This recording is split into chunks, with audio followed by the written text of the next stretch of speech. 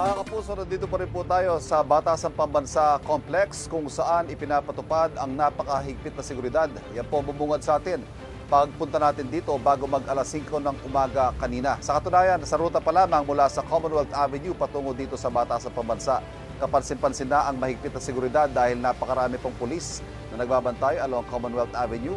Pagdating naman dito sa bungad, mahaba-haba po ang pila ng mga sasakyan dahil hiwalay ang inspeksyon sa mga sasakyan. Kailangan bumaba ng mga pasahero para sa hiwalay na daraan ng x-ray at lahat ng gamit ay talaga naman binubusisi.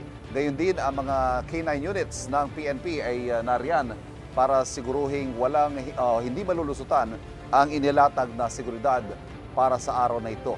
Bukod po sa pinaghahandaang State of the Nation address ng Pangulo, mamayang alas 4 ng hapon ay siyempre magkakaroon muna ng formal na pagbubukas ng 20th Congress dito sa House of Representatives. Alas 9 po ng umaga yan, kaya naman sa loob ng mga susunod na oras ay inaasahan natin ang pagdami rin ng mga dumarating dito na mga miyembro ng House of Representatives.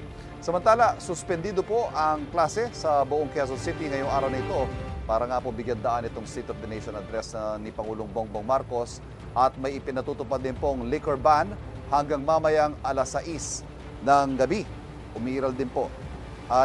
May mga traffic rerouting din po sa buong lungsod dahil nga po sa pagsasara ng ilang mga kalsada patungo dito sa Batasan Pambansa Complex. Tayo po magbabalik para sa karagdagang update mula dito sa Batasan Pambansa.